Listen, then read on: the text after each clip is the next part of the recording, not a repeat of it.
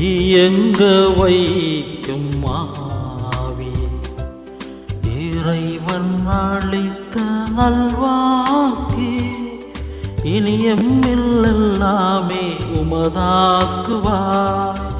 இயக்கம் அளிக்கும் ஆவி, இயங்க வைக்கும் ஆவி, இறைவன் அளித்த நல்வாக்கே, இனி எம்மில்லெல்லாமே உமதாக்குவாய்.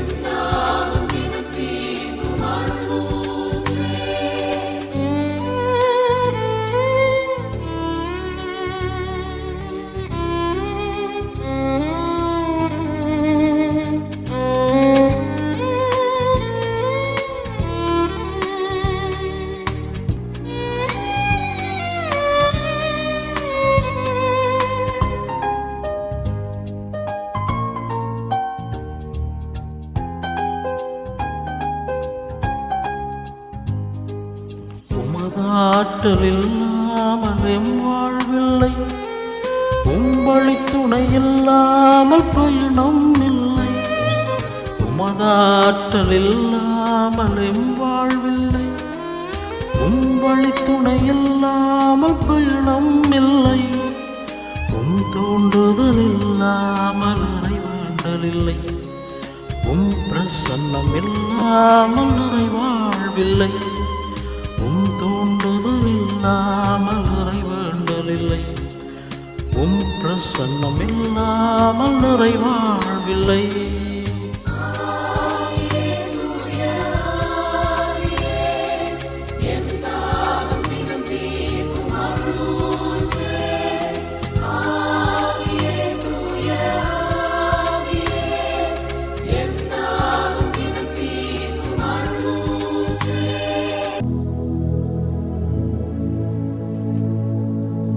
கிறிஸ்து இயேசுவிலே பிரியமான இறை உறவுகளே, இன்றைய நாளிற்காக ஆண்டவரிடம் மன்றாடுவோமாக.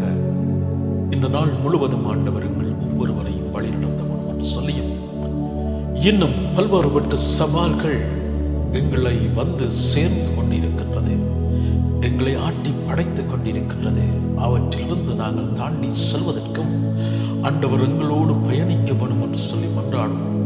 அவற்றை முறியடிக்க வேண்டும் என்று சொல்லியும் கொண்டாடுவோம். எங்களுக்கு எதிராக சிலர் திட்டங்கள் தீட்டினாலும் அந்த திட்டத்தை ஆண்டவர் முறியடிக்க வேண்டும் என்று சொல்லியும் மன்றாடுவோம். எங்கள் ஒவ்வொருவரையும் இந்த நாள் முழுவதும் பாதுகாக்க வேண்டும் என்று சொல்லி மன்றாடுவோமாக. மாற்கு எழுதிய நற்செய்தியில் இருந்து வாசகம், அதிகாரம் 3, வசனங்கள் 1 தொடக்கம் 6 முடிய. இயேசு மீண்டும் தொழுகை கூடத்திற்கு சென்றார். அங்கே கை சூம்பியவர் ஒருவர் இருந்தார். சிலர் இயேசு மீது குற்றம் சுமத்தும் நோக்குடன் ஓய்வு நாளில் அவரை குணப்படுத்துவாரா என்று கூர்ந்து கவனித்துக் கொண்டே இருந்தனர்.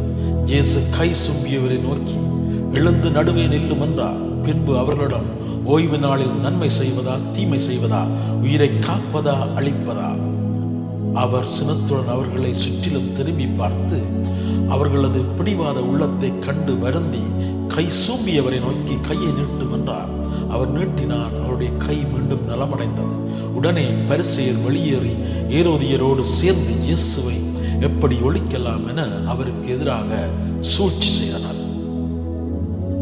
இது வாழ்வு தரும் கிறிஸ்து இயேசுவின் செய்தி. பிரியமானவர்களே, மரபா மனிதனா?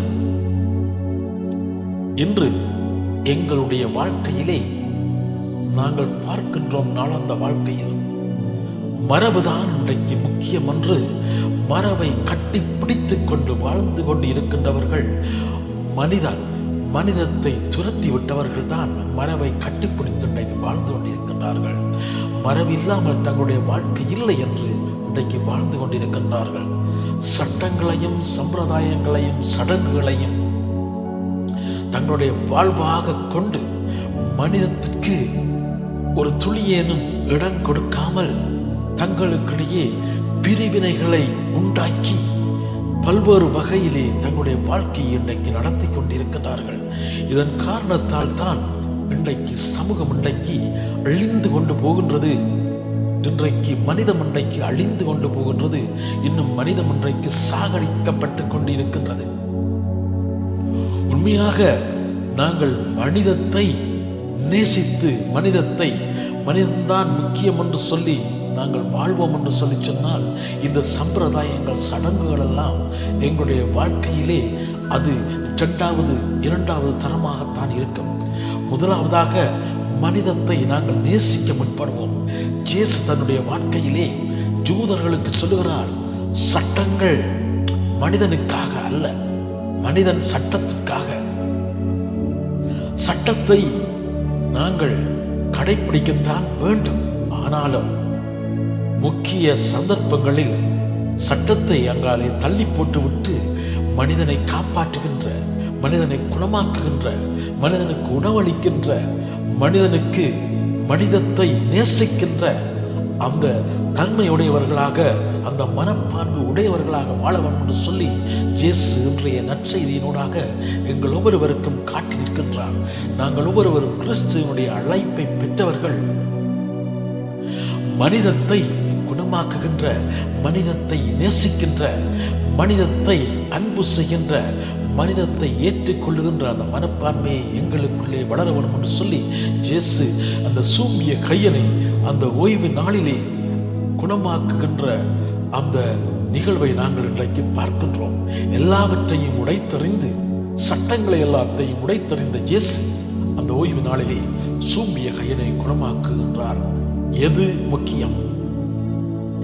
மனிதன்தான் முக்கியம் என்பதை இந்த நற்செய்தியை வாசகத்தினூடாக ஆண்டவர் இன்றைக்கு தெளிவாக காட்டி நிற்கிறார். அன்பான இறை உறவுகளே, நிச்சயமாக எங்களுடைய வாழ்க்கையிலும் முதலாவதாக நாங்கள் பார்க்க வேண்டியது, முதற்தரமாக எங்களுடைய மனங்களிலே வைக்க வேண்டியது மனிதத்தை முதல் ஆற்றுவோமாக, மனிதத்திற்கு நாங்கள் இடம் கொடுப்போமாக, மனிதத்தை நேசிப்போமாக, மனிதத்திற்காக எங்களுடைய உயிரையும் கொடுக்க நாங்கள் முன்வருவோமாக.